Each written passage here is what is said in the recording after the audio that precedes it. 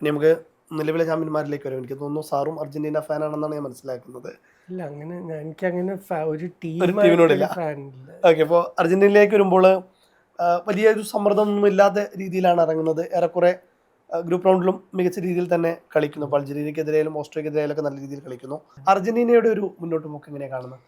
അർജന്റീനയ്ക്ക് ഉള്ള ഏറ്റവും വലിയൊരു അഡ്വാൻറ്റേജ് എന്താണെന്ന് അവരൊരു ഈ കളിക്കാരെ ഒരുമിച്ച് കളിക്കാൻ തുടങ്ങിയിട്ട് കുറേ കാലമായി. ഈ സൗത്ത് അമേരിക്കൻ ക്വാളിഫയിങ്ങിൻ്റെ ഒരു വലിയൊരു ഗുണം ടീമുകളെ സംബന്ധിച്ചിടത്തോളം 18 മാച്ച് നിങ്ങൾക്ക് കിട്ടുന്നുണ്ട്. അപ്പോൾ ആ 18 മാച്ച് കൊണ്ട് ശരിക്കും നിങ്ങൾക്കൊരു ടീമിനെ വാർത്തെടുക്കാൻ പറ്റും.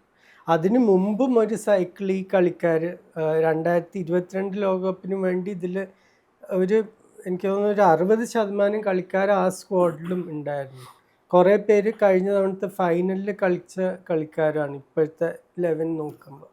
അപ്പോൾ ആ ഒരു പരിചയം ഒരു ക്ലബ് സൈഡിനുള്ള അണ്ടർസ്റ്റാൻഡിങ് പോലെയാണ് അർജന്റീന ടീമിലത്തെ കളിക്കാർ തമ്മിൽ. ബാക്കി പല ടീമുകളും നോക്കിക്കഴിഞ്ഞാൽ ഇപ്പോൾ ബ്രസീലിൻ്റെ കാര്യത്തിൽ തന്നെ പലരും ഇതിനു മുമ്പ് ഒരുമിച്ച് കളിച്ചിട്ടില്ല. ഇപ്പോൾ ഒരു റയാനും ഒരു വിനീഷ്യസും ഒക്കെ ഇപ്പോഴാണ് ഒരുമിച്ച് കളിക്കാൻ തുടങ്ങി. അപ്പോൾ അതൊരു വലിയൊരു വ്യത്യാസമാണ്. പിന്നെ കോച്ചും സെറ്റിൽഡാണ്. കഴിഞ്ഞ എത്രയോ കൊല്ലമായിട്ട് ഒരേ കോച്ചാണ്. അപ്പോൾ അവർക്ക് ആ ഒരു വളരെ ക്ലിയർ ആയിട്ടുള്ളൊരു ഐഡൻറ്റിറ്റി ഉണ്ട്. റൈറ്റ്. പിന്നെ ഫ്രാൻസിൻ്റെ ഒരു സാധ്യതകളിലേക്ക് നോക്കുമ്പോൾ എംബാപ്പെ ഒലീസെ ടീം സെറ്റായി കഴിഞ്ഞു. ദശാംസ് ലാസ്റ്റ് വേൾഡ് കപ്പ് കിരീടത്തോടുകൂടി ഇറങ്ങണമെന്നുള്ളൊരു ആഗ്രഹത്തോടെയാണ് നിൽക്കുന്നത്. ഇപ്പോൾ ദശാംസ് ഇറങ്ങിയാൽ തന്നെ സിദാനെ പോലുള്ള ഒരു ലെജൻഡറി ആൾ വരാൻ പോകുന്നു. ഫ്രാൻസിൻ്റെ ഒരു മുന്നോട്ട് പോക്ക് എങ്ങനെയാണ്?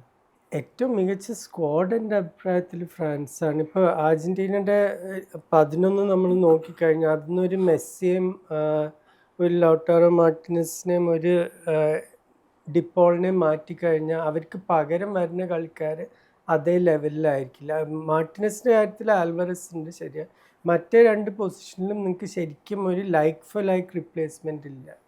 ഫ്രാൻസിൻ്റെ കാര്യത്തിൽ അവർക്ക് ഏകദേശം എല്ലാ പൊസിഷനിലും അങ്ങനത്തെ കവറുണ്ട്. ഇപ്പോൾ ഒരു എംബാപ്പെ കളിച്ചില്ലെങ്കിൽ പോലും ചാമ്പ്യൻസ് ലീഗ് ജയിച്ച് ഡെസിറെ ഡുവേം ബ്രാഡ്ലി ബാർക്കോളിയൊക്കെയാണ് ബെഞ്ചിലിരിക്കുന്നത്. അപ്പോൾ അതൊരു വലിയൊരു കഴിവാണ്. അത് കാരണം അവർക്ക് എല്ലാ കളിയിലും ഒരു 70ാമത്തെ മിനിറ്റ് തൊട്ട് പുതിയ കളിക്കാരെ കൊണ്ടുവന്ന് ആദ്യം ഒരു ഫ്രഷായിട്ട് തുടങ്ങാൻ പറ്റും.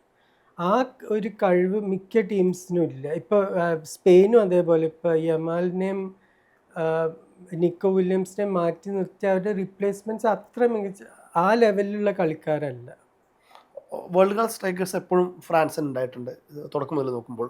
അപ്പോൾ അതിലേക്ക് എംബാപ്പെ കൂടി വരുമ്പോൾ ഇപ്പോൾ മെസ്സിക്ക് ഒപ്പം എത്തുന്നു. ഈ വേൾഡ് കപ്പിൽ തന്നെ ചിലപ്പോൾ മറികടക്കാനുള്ള സാധ്യതയും കാണുന്നുണ്ട്. എംബാപ്പയുടെ ഒരു ബൂട്ടിൻ്റെ ഒരു പവർ എത്രത്തോളം ആ ഫ്രാൻസ് ടീമിനൊരു ഇത് നൽകുന്നുണ്ട്?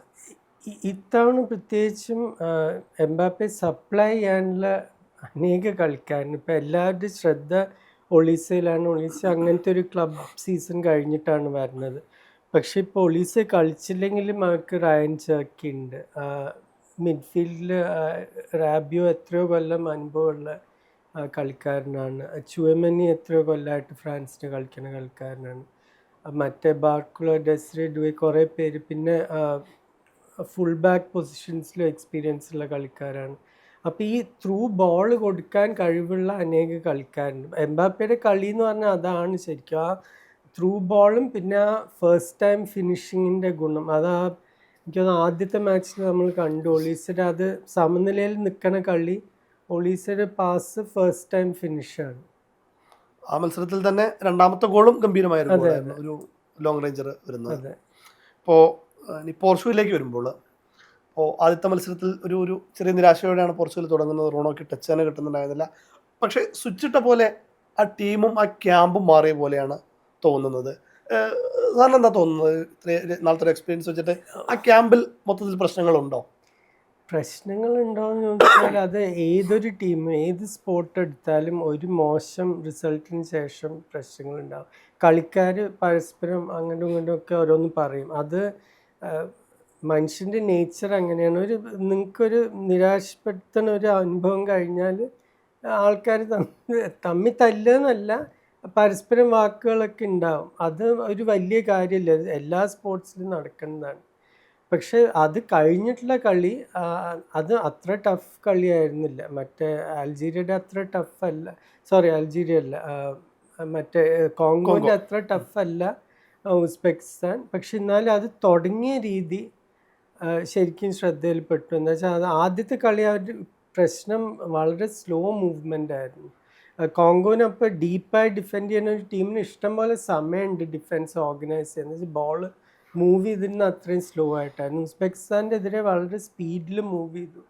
പിന്നെ റൊണാൾഡോന് സർവീസും കിട്ടി. അതിപ്പോൾ ഫുൾ ബാക്കിൻ്റെ അടുത്തു നിന്നും ബ്രൂണോ ഫെർണാണ്ടസിൻ്റെ അടുത്തു നിന്നും രണ്ടുപേരുടെ അടുത്തു നിന്നും. പിന്നെ ജാവോ ഫിലിക്സ് ഒരു നല്ലൊരു പിക്കായിരുന്നു. ബെർണാർഡോ സിൽവ ആദ്യത്തെ കളി തീരെ നന്നായി കളിച്ചില്ല. അപ്പോൾ കുറച്ചും കൂടി ചെറുപ്പമായിട്ടുള്ളൊരു കളിക്കാരൻ, കുറച്ചും കൂടി ഒരു എന്താ പറയുക, ഒരു ഫിസിക്കൽ പ്രസൻസും പേസും ഒക്കെ ഉണ്ട്. അപ്പോൾ അത് ആകെപ്പാട് ഒരു ഫ്രണ്ട് ലൈൻ ആകെപ്പാട് മാറ്റി. റൊണാൾഡോയും തന്നെ വളരെ പെട്ടെന്ന് മാറിയ പോലെ ഫസ്റ്റ് മാച്ചിൽ നമുക്ക് കുറെ കൂടിയൊക്കെ ടയേർഡായ, കുറെ കൂടി ഏജ്ഡ് ആയത്തൊരു ഫീല് തോന്നിയിരുന്നു. ഇപ്പോഴത്തെ റൊണാൾഡോൻ്റെ കളി അതിപ്പോൾ പോർച്ചുഗലിനായാലും സൗദി ലീഗിൽ കളിക്കുമ്പോഴും ആ ത്രൂ ബോൾ കിട്ടണം, അല്ലെങ്കിൽ ക്രോസ് കിട്ടണം. അല്ലാതെ ഇപ്പോൾ ഒരു എംബാപ്പെ ചെയ്യണ പോലെ അല്ലെങ്കിൽ ഒരു ഹോളണ്ട് ചെയ്യണ പോലെ ആ ചാനൽസ് ഇങ്ങനെ ഓടിക്കൊണ്ട് ഇരിക്കാൻ പറ്റുന്ന ഒരു കളിക്കാരനല്ല. അപ്പോൾ അതാണ് ഇപ്പോൾ മെസ്സിയും ഇങ്ങനെ ട്രാക്ക് ചെയ്യണമൊന്നുമില്ല. മെസ്സിക്ക് ആ ഒരു ബോൾ എത്തിച്ചു കൊടുക്കും. അതുപോലെ റൊണാൾഡോന് ആദ്യത്തെ കളിയിൽ എനിക്ക് തോന്നുന്നു ബോക്സിലാകെ 5 ടച്ച് ഒക്കെ ഉണ്ടായിരുന്നു, 3 ഷോട്ടും. ഇതിപ്പോൾ ആദ്യത്തെ 20 മിനിറ്റിൽ തന്നെ 3 ഷോട്ട് കിട്ടി. അപ്പോൾ അത് ആ സർവീസ് അനുസരിച്ചിരിക്കും. നിങ്ങൾ ബോൾ ഫാസ്റ്റായി മൂവ് ചെയ്ത് വേഗം, ഇപ്പോൾ ബ്രൂണോൻ്റെ ത്രൂ ബോൾ പോലെ, അതാണ് റൊണാൾഡോന് ആവശ്യം. അല്ലാതെ നിങ്ങൾ ഈ സ്ലോ ആയിട്ട് ഇതാക്കുമ്പോഴേക്കും അവിടെ 2 സെൻട്രൽ ഡിഫൻഡേഴ്സ് എത്തിയിട്ടുണ്ടാവും. കോച്ചിന് ആ ടീമിൽ കാര്യമായിട്ടൊന്നും ചെയ്യാനില്ലെന്നൊരു തോന്നലുണ്ട്. പ്രത്യേകിച്ച് ബെൽജിയത്തിൻ്റെ ഒരു ഗോൾഡൻ ജനറേഷനെ കിട്ടിയിട്ട് പോലും ഒന്നും ചെയ്യാൻ കഴിയാത്തൊരു കോച്ചായിരുന്നു അദ്ദേഹം. അദ്ദേഹത്തിൻ്റെ റോള് ചില കാര്യങ്ങൾ എടുക്കുന്നതിലൊക്കെ ഒരു തോന്നിയിട്ടുണ്ടോ? ഇത്രയും കഴിവുള്ള കളിക്കാർ ഉള്ളപ്പോൾ അധികമൊന്നും ചെയ്യേണ്ട ആവശ്യമില്ല. നിങ്ങളുടെ ഏറ്റവും നല്ല 11 എന്താണെന്ന് തീരുമാനിച്ചിട്ട് അവരെ ഇറക്കി കളിപ്പിച്ചാൽ മതി. ശരിക്കും എനിക്ക് തോന്നുന്നു അധികമൊന്നും കോംപ്ലിക്കേറ്റ് ചെയ്യേണ്ട ആവശ്യമില്ല. ഇപ്പോഴത്തെ പോർച്ചുഗലിന് പണ്ടത്തെ ടീമുകളെ അപേക്ഷിച്ച് നോക്കുമ്പോൾ പണ്ടും അവർക്ക് എത്രയോ മികച്ച കളിക്കാരുണ്ടായിരുന്നു. റൊണാൾഡോ വെച്ചിട്ടൊന്നും അല്ല പോർച്ചുഗീസ് ഫുട്ബോൾ തുടങ്ങിയത്. പക്ഷെ ഒരു കാലത്ത് അവർക്ക് എല്ലാ പൊസിഷനിലും വേൾഡ് ക്ലാസ് പ്ലേയേഴ്സ് ഉള്ളത് ഇതാദ്യമായിട്ടാണ്. ഫുൾ ബാക്സ് തൊട്ട് സെൻറ്റർ ബാക്ക്, ഗോൾ കീപ്പർ പല ക്ലബ്ബുകളും നോക്കണം. വിട്ടിട്ടില്ല ഒരിക്കലും പോർട്ടോ. പക്ഷെ എന്നാലും യൂറോപ്പിലത്തെ എല്ലാ ടോപ്പ് ക്ലബ്സും നോക്കിയിട്ടുള്ളൊരു കീപ്പറാണ്. പിന്നെ മിഡ്ഫീൽഡ് ചാമ്പ്യൻസ് ലീഗ് ജയിച്ച മിഡ്ഫീൽഡാണ്. മുൻനിര പിന്നെ പറയേ വേണ്ട, അത്രയും നല്ല കളിക്കാരുണ്ട് അവർക്ക്. ബ്രൂണോ ഫെർണാണ്ടസ് ഇപ്പോൾ റെക്കോർഡ് അസിസ്റ്റ് സീസൺ കഴിഞ്ഞ് വരിക. അപ്പോൾ എല്ലാ പൊസിഷനിലും ഇങ്ങനത്തെ കളിക്കാരും കവറും ഉണ്ട്. ഇപ്പോൾ റൈറ്റ് ബാക്കിലൊക്കെ 4 റൈറ്റ് ബാക്കാണ് അവർക്കുള്ളത്.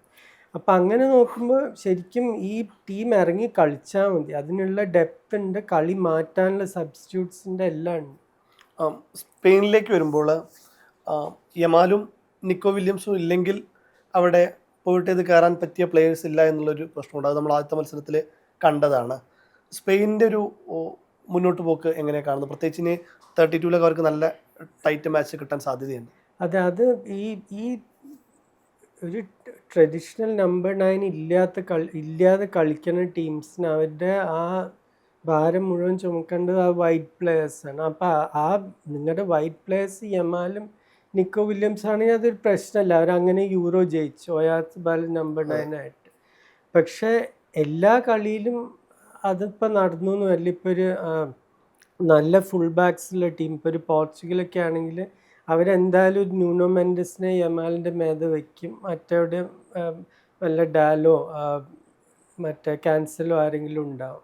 അപ്പം അങ്ങനെ വരുമ്പോഴാണ് ഈ സെൻട്രൽ സ്ട്രൈക്കറുടെ പ്രാധാന്യം വരുന്നത്. ഒരാളവിടെ ഹോൾഡപ്പ് ചെയ്യാൻ, ഗോൾ അടിക്കാനൊക്കെ. അത് മറ്റേ പണ്ടെപ്പോഴും സ്പെയിനും ബുട്രിഗ്വേനോ, റൗൾ, മോറിയൻറ്റസ് അങ്ങനത്തെ നമ്പർ 9s ഉണ്ട്. പിന്നീട് ഡാവിഡ് വിയ, ഫെർണാണ്ടോ ടോറസ്, ആ ഒരു ക്ലാസ്സിൽ. അപ്പം അങ്ങനത്തെ ഒരു കളിക്കാരനില്ലാത്തത് ഒരു ടൈറ്റ് ഗെയിം വരുമ്പോൾ അതൊരു പ്രശ്നമാവാൻ സാധ്യതയുണ്ട്. പ്രത്യേകിച്ച് ഇപ്പോൾ നോക്കൗട്ടിലേക്ക് വരുമ്പോൾ യമാലിനെയും നിക്കോയെ ഒന്ന് വരിഞ്ഞ് മുറുക്കി കഴിഞ്ഞ് കഴിഞ്ഞാൽ സ്പെയിനിൻ്റെ സാധ്യതകൾ പ്രശ്നത്തിൽ. അതെ, അത് പക്ഷെ അവർ പല ടീമുകളും യൂറോൻ്റെ സമയത്ത് അത് ചെയ്ത് നോക്കി. പക്ഷെ ഇവർ അത്രയും മികച്ച 2 കളിക്കാരാണ്, പ്രത്യേകിച്ച് യമാൽ. അത് കാരണം ചിലപ്പോൾ 2 ആളെയൊക്കെ അതിൽ വെക്കേണ്ടി വരും. അപ്പോൾ ഇവിടെ കുറച്ചും കൂടി സ്പേസ് വരും. നല്ല മിഡ്ഫീൽഡേഴ്സ് ഉണ്ട് സ്പെയിനിന്. പക്ഷെ എപ്പോഴും ഒരു പ്യുവർ സ്ട്രൈക്കർ ഇല്ലാതെ പോകുന്നത് എല്ലാ കാലത്തും ഒരു റിസ്ക് തന്നെയാണ്, ഏത് ടീമായാലും. അപ്പോൾ തന്നെ ഈ ബെൽജിയത്തിന് എന്താ സംഭവിച്ചുകൊണ്ടിരിക്കുന്നത്? ഇപ്പോൾ പ്രത്യേകിച്ച് അവർ ഈ ന്യൂട്രൽ ഫാൻസ് ഒരുപാട് പിന്തുണയ്ക്കുന്ന ഒരു ടീമുകളിലൊന്നും കൂടിയാണ് ബെൽജിയം. ഒരുപാട് നല്ല ഫാൻസ് ഉള്ള, അപ്പോൾ പ്രത്യേകിച്ച് ഇപ്പോൾ മുൻപുണ്ടായിരുന്ന ഹസാർഡ് ആയിക്കോട്ടെ, ഇപ്പോഴത്തെ ഡിബ്രൂയിനെ ആയിക്കോട്ടെ, നല്ല ഫാൻ ഫോളോവേഴ്സ് ഉള്ള ടീമുകളിലൊന്നാണ്. ഒരു ഓവറേജ്ഡ് ആയ പ്രായത്തിൻ്റെ ഒരു പ്രശ്നമാണ് മെയിനായിട്ട്. ഇപ്പോൾ കുറേ പേര് ഇപ്പോൾ ഡിബ്രോയിനൊക്കെ ആ EPLൻ്റെ ആ പേസ് ഒരുവിധം പറ്റാഞ്ഞിട്ട് തന്നെയാണ് ഇപ്പോൾ ഇറ്റലിയിലേക്ക് പോയത്. ഇറ്റലിയിലത്തെ കളി കുറേ കൂടി സ്ലോ ആണ്. ലുക്കാക്കുവിനാണ് തീരെ മാച്ച് ഫിറ്റ്നസ്സും ഇല്ല. 7 കളിയാണ് കഴിഞ്ഞ സീസൺ കളിച്ചത്. ട്രോസാർഡ് ആണെങ്കിൽ അതിൻ്റെ ഓപ്പോസിറ്റ് കുറേ കളി കളിച്ചിട്ടുണ്ട് ആർസണലിന് വേണ്ടി. അപ്പം അങ്ങനെ ഒരു ചെറുപ്പക്കാരിപ്പോൾ വളരെ എക്സൈറ്റിംഗ് ടാലൻറ്റ് എന്ന് പറയാൻ അങ്ങനെ ഒരു വേൾഡ് ക്ലാസ് ലെവലിലാകെ ഡോക്ക് മാത്രമേ ഉള്ളൂ. ഡോക്ക് അതിൻ്റെ ഇടയ്ക്ക് പിന്നെ കുട്ടി ജനിച്ചു എന്നൊക്കെ പറഞ്ഞ് പോയി തിരിച്ചു വന്നു. പക്ഷെ മിക്ക ടീംസിനും അറിയാം, നിങ്ങൾ ഡോക്കുവിനെ ഒന്ന് ലോക്ക് ചെയ്ത് കഴിഞ്ഞാൽ അവർക്ക് ക്രിയേറ്റീവായിട്ട് പിന്നെ ഡിബ്രോയിനെ മാത്രമേ ശരിക്കും ഒരു ഔട്ട്ലെറ്റ് ഉള്ളൂ. യൂറി ടിലെമൻസ് ഒക്കെ നല്ല കളിക്കാരനാണ്, പക്ഷെ ആ ഒരു ഈഡൻ ഹസാർഡ് ലെവലിലൊന്നും അല്ല.